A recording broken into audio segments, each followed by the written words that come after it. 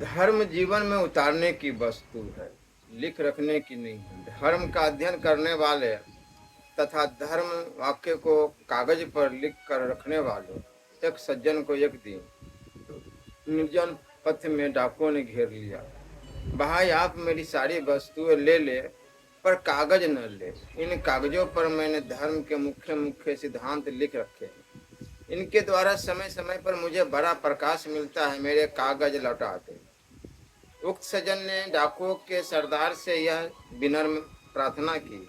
तो आज तक तुमने जीवन में धर्म की क्या क्या बातें पढ़ी और सीखी है? कागजों को काले रंग की स्याही से रंग देना धर्म सिद्धांत का समझना नहीं है। धर्म की बातें कागज पर लिखने की नहीं, हृदय में उतार कर आचरण करने की है। तुम कोरे कागज की तरह कोरे ही रह गए। डाकुओं के सरदार ने कागज लौटाकर उनकी बड़ी भत्सना की। भाई, तुम सब कहते हो धर्म का आचरण ही जीवन का यथार्थ श्रेय है। मेरी आंख खुल गई। उन्होंने विनम्रता पूर्वक सरदार के प्रति आभार प्रकट किया और धर्म तत्वों को जीवन में उतारने का संकल्प किया। जो सबका धारण करे और जिससे अभ्युदय तथा निश्चय सिद्धि हो, वह धर्म। सब लोग एक परिस्थिति में नहीं रहते। एक ही व्यक्ति सदा एक सी परिस्थिति में नहीं रहता। पूरे समाज, एक देश में भी परिस्थितियां बदलती रहती है। मनुष्य की रुचि, अधिकार तथा मानसिक योग्यता भी एक जैसी नहीं है। इसलिए कोई एक ही धर्म का निश्चित रूप, कोई एक ही साधन संप्रदाय, कोई एक ही आचार पद्धति सब देशों, सब लोगों और सब समय के लिए अभ्युदय निश्चय सिद्धि का कारण हो सके, यह संभव नहीं है। इसलिए धर्म नाना रूपात्मक है। वह एक होकर भी अनेक रूप है। अनेकता में एक तत्व का दर्शन, यही सृष्टि के परम तत्व का दर्शन है। जब एक ही साधन प्रणाली, एक ही आचार संहिता, एक ही जीवन पद्धति अथवा उपासना पद्धति का आग्रह किया जाता है, तब वह बहुत शीघ्र विकृत होने लगती है। उसकी पद्धतियों में उसके अनुयायी छूट लेने लगते हैं और उसकी अपेक्षा करने लगते हैं। आज करोड़ों वर्ष व्यतीत होने पर भी सनातन धर्म केवल जीवित ही नहीं, समस्त विकृतियों तथा भ्रम आघातों के निरंतर थपेरे सहने पर भी उसमें अपने अधिकारानुरूप धर्म का आचरण करने वालों की एक बड़ी संख्या। जबकि विश्व में एक ग्रंथ, एक गुरु, एक उपासना पद्धति को ही धर्म मानने वाले अनेक संप्रदाय जन्मे और नष्ट हो गए। जो आज जीवित है, उन अपने को धर्म कहने वाले संप्रदायों में उनके अनुयायियों की दृढ़ता से नियम पालन करने वालों का अनुपात सनातन धर्म की अपेक्षा बहुत कम रह गया है। धर्म सार्वभौम है, सबके लिए है, तो उसका समयानुकूल तथा साधन की परिस्थिति तथा अधिकार के अनुरूप भिन्न भिन्न रूप भी होगा। इसलिए प्रत्येक युग के विशेष विशेष धर्म है। प्रत्येक वर्ण एवं आश्रम के भिन्न भिन्न धर्म है। प्रत्येक के अधिकार के अनुसार भिन्न भिन्न धर्म है। धर्म के इन विविध रूपों का नाम उल्लेख करना तक संभव नहीं है। इन असंख्य विविधताओं के होते हुए भी बहुत सी मौलिक एकताएं होती है। जैसे मनुष्य के रंग तथा आकृतियां, उनके कद, उनका वजन भिन्न भिन्न होने पर भी उनकी आकृति में समानता, जिसके कारण सब मनुष्य कहलाते हैं। उसी प्रकार सभी मनुष्य के पृथक पृथक आचरणों में भी एक समानता होती है। सबके अभ्युदय श्रेष्ठ के साधनों में भी समतत्व है। उसे दृष्टि में रखकर सबके लिए धर्म के कर्तव्य कर्म के जो मुख्य भेद है, उनकी चर्चा यहाँ की जा रही है। नित्य कर्म यह सबसे मुख्य अंग है।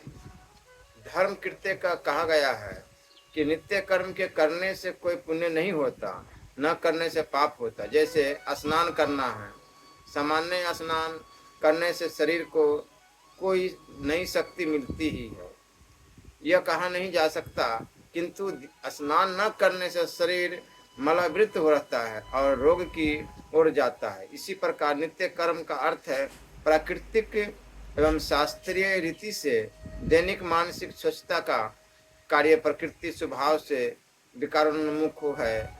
कोई भी भवन बनाए, बंद रखिए, किंतु उसमें थोड़ी बहुत धूली गंदगी एकत्र होती ही है।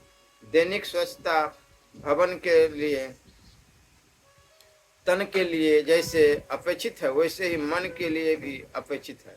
मन को भी सूक्ष्म शरीर का अंग माना जा गया है, वह भी प्राकृतिक तत्व है। अतः मन कोई ऐसा कभी नहीं बनेगा कि उसकी स्वच्छता का प्रयास बंद कर दिया जाए तो वह स्वच्छ बना रहेगा। यह प्रयास तो करते ही रहना होगा। केवल स्वच्छता का प्रयास ही नहीं, दैनिक रूप से पोषण भी आवश्यक है। आप कार्य न करें, चुपचाप पड़े रहे तो भी हृदय काम करता है, रक्त दौड़ता है। अतः शरीर को अपनी शक्ति बनाए रखने के लिए दैनिक भोजन आवश्यक होता है। इसी प्रकार मन को भी सशक्त रखने के लिए शुद्ध आहार चाहिए। प्रतिदिन आप शुद्ध आहार नहीं देंगे तो वह मनमाना आहार ग्रहण कर लेगा और तब बीमार हो जाएगा। उसमें मानसिक रोग जड़ पकड़ लेंगे। स्नान, संध्या, तर्पण, बलि, वैश्वदेव आदि कर्म नित्य कर्म है। द्विज जाति के लिए इनमें भी संध्या आदि की पद्धति भिन्न भिन्न है। प्रत्येक संप्रदाय ने अपने अनुयायियों के लिए नित्य कर्म निश्चित किए हैं। प्राप्त काल उठकर प्रार्थना करने से लेकर शयन करने तक के लिए नित्य कर्म है। आप संध्या करते हैं या नमाज पढ़ते हैं, इसमें तात्पर्य नहीं है। तात्पर्य इसमें है कि आपके संप्रदाय के अनुसार जो आपका नित्य कर्म है उसका पालन आपको नियम पूर्वक करना चाहिए। यह मन की स्वच्छता तथा सशक्तता का लिए आवश्यक है। निमित्तिक कर्म मनुष्य के जीवन में बहुत से निमित्त आते हैं। जब उसे अपनी दैनिक चर्या में परिवर्तन करना पड़ता है, उस समय उसे उस निमित्त विशेष को दृष्टि में रखकर कार्यक्रम बनाना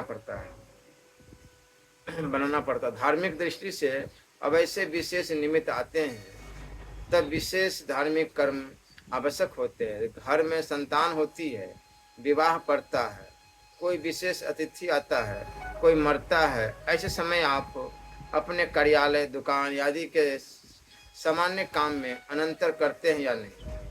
इन अवसरों पर आपके चित्त में विशेष उत्साह, शोक या पश्चाताप होता ही है।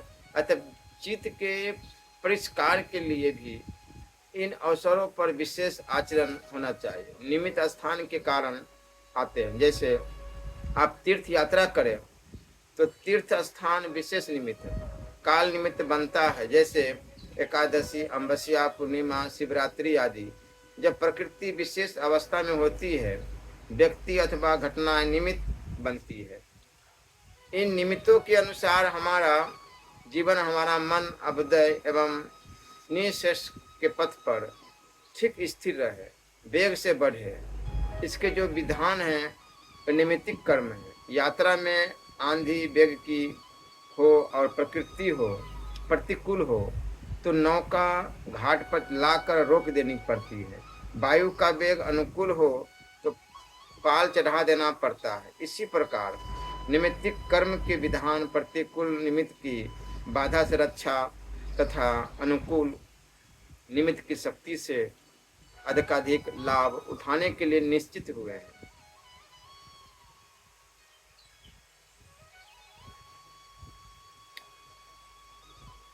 सबके लिए साधारण रूप से व्यवहार करने के कुछ नियम होते हैं। जैसे भारत में सामान्य नियम है कि मार्ग पर अपने बाएं हाथ की ओर से सवारी चलाई जाए। इसी प्रकार सत्य, अहिंसा, अपरिग्रह, सेवा, संतोष, मन, इंद्रिय संयम, ईश्वर में श्रद्धा आदि सामान्य धर्म है। इनका आचरण सबको ही करना चाहिए। ये सबके लिए आचरण और आचरणीय एवं नित्य मंगलमय है। श्रीमद् भागवत में प्रहलाद जी को देवर्षि नारद ने धर्मोपदेश करते हुए 30 लक्षण युक्त सर्ववर्णिक सार्वभौम मानव धर्म बताया है। पहला है सत्य, दूसरा है दया, तीसरा है तपस्या, चौथा है पवित्रता, पांचवा है कष्ट सहनता, छठा है उचित अनुचित का विचार, सातवां है मन का संयम, आठवां है इंद्रियों का संयम, नौवां है अहिंसा, दसवां है ब्रह्मचर्य, 11वां है त्याग, 12वां है स्वाध्याय और 13वां है सरलता और 14वां है संतोष, 15वां है समदर्शिता, 16वां है सेवा, 17वां है धीरे धीरे संसारिक भोग वृत्ति का त्याग, 18वां है मनुष्य के लौकिक सुख प्राप्ति के प्रयत्न उल्टा ही फल देते हैं, यह विचार, और 19वां है मौन और 20वां है आत्मचिंतन, 21वां है प्राणियों में अनादि का यथा योग्य विभाजन तथा उनमें विशेषकर मनुष्य में अपने आराध्य को देखना, 22वां है महापुरुषों की परम गति, भगवान के रूप गुण लीला महात्म्य का श्रवण, 23वां है भगवत नाम गुण लीला का कीर्तन, 24वां है भगवान का स्मरण, 25वां 26 में भगवत सेवा तथा पूजा या यज्ञादि, 27वां है भगवान को नमस्कार करना, 28वां है भगवान के प्रति दास्य भाव, 29वां है सख्य भाव और 30वां है भगवान को आत्मसमर्पण। इन 30 लक्षणों वाला धर्म सभी मनुष्य के लिए कहा गया। इसके पालन से सर्वात्मा भगवान संतुष्ट होते। विशेष धर्म मनुष्य के होने के साथ प्रत्येक मनुष्य की एक विशेष परिस्थिति भी समाज में है और उस परिस्थिति के अनुसार उसके विशेष कर्तव्य भी होते। आप देश के सामान्य नागरिक हैं, इसलिए नागरिकता के सामान्य कर्तव्य का पालन तो आपको करना ही है। इसके साथ ही आप किसी के पिता, किसी के पुत्र, किसी के पति, किसी के भाई भी है। समाज में आपके दूसरे सैकड़ों संबंध है और उस संबंधों के अनुसार विभिन्न कर्तव्य, विभिन्न दायित्व आपके हैं, उनका निर्वाह भी आपको करना है। यह नहीं भूलना चाहिए कि प्रत्येक व्यक्ति किसी न किसी का आदर्श है, उसके पुत्र, मित्र, सेवक उसका अनुकरण करते हैं। इसलिए हमारा अपना आचरण केवल हमको ही प्रभावित नहीं करता, उसका हमारे समीप स्थों का आश्रितों पर भी प्रभाव पड़ता है। हम अनेकों दूसरों के अभ्युत्थान या पतन का भी निमित्त अपने आचरण से बनते हैं। इसलिए हमें अपने कर्तव्य का निर्वाह के प्रति बहुत सतर्क रहने की आवश्यकता है। मनुष्य के जो समाज, परिवार, राष्ट्र में विशेष स्थिति है, उसके कारण उसके विशेष धर्म बन जाते हैं। ब्राह्मण,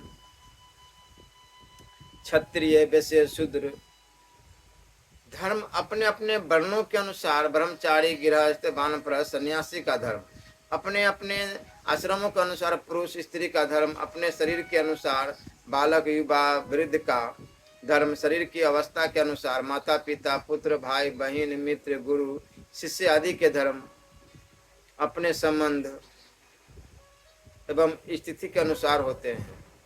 सैनिक का धर्म एक और प्रकाशक का, दूसरा न्यायाधीश का धर्म भिन्न और वकील या व्यापारी का भिन्न। इस प्रकार समाज में आपकी जो परिस्थिति है, जहाँ जिस समय जिस रूप में जिस पद पर आप है, उसके अनुसार आपका विशेष धर्म निश्चित होता है।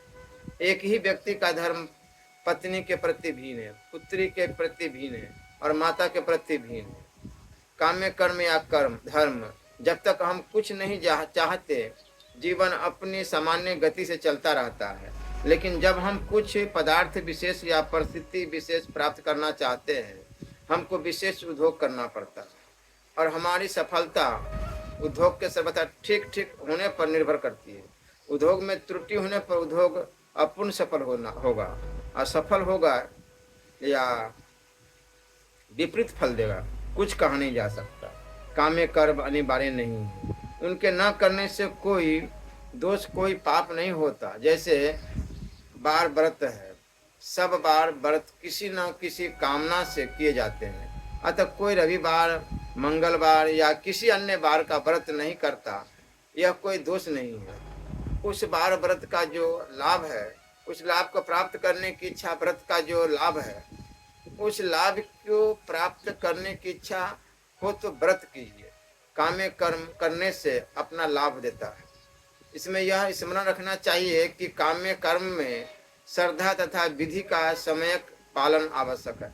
हम विधि नहीं जानते थे, अमुक भूल अनजान में हो गई, इसकी छूट काम्य कर्म सकाम धर्मानुष्ठान में नहीं है। जैसे रोग हुआ या मकान बनवाया है तो दवा की ठीक जानकारी, ठीक उपयोग, मकान के बनाने का पूरा कौशल जानना अनिवार्य है। बिना जाने या परमार्थ से त्रुटि होगी तो अपना फल दिखाएगी। इस प्रकार सकाम धर्मानुष्ठान में विधि न जानने या भूल परमार्थ बस त्रुटि होगी तो भी आपका श्रम व्यर्थ से जा सकता है या वह उल्टा फल भी दे सकता है। मनुष्य सदा सामान्य परिस्थिति में नहीं रहता, रोग शोक विपत्ति आदि आती ही रहती है।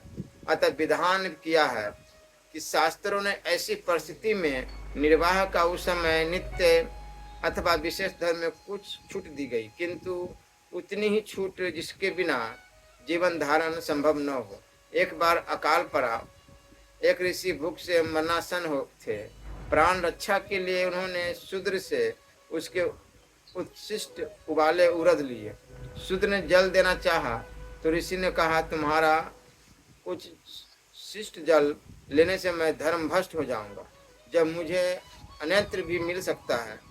प्राण रक्षा के लिए मैंने उड़द लिए कि प्राण रखकर धर्म पालन तथा आराधना करूंगा। यह दृष्टांत आप धर्म की मर्यादा को बहुत स्पष्ट करता है, किंतु यह स्मरण रखना चाहिए कि आपद धर्म नहीं है। अत्यंत विवस्था में केवल प्राण रक्षा के लिए धर्म में किंचित शिथिलता की वह छूट है। उस समय वह शिथिलता स्वीकार करने में दोष नहीं, किंतु आपद धर्म न स्वीकार करके विपत्ति में प्राण संकट में भी धर्म पर पूर्णतः स्थिर रहना विशेष प्रस्त महान पुण्यप्रद माना गया है।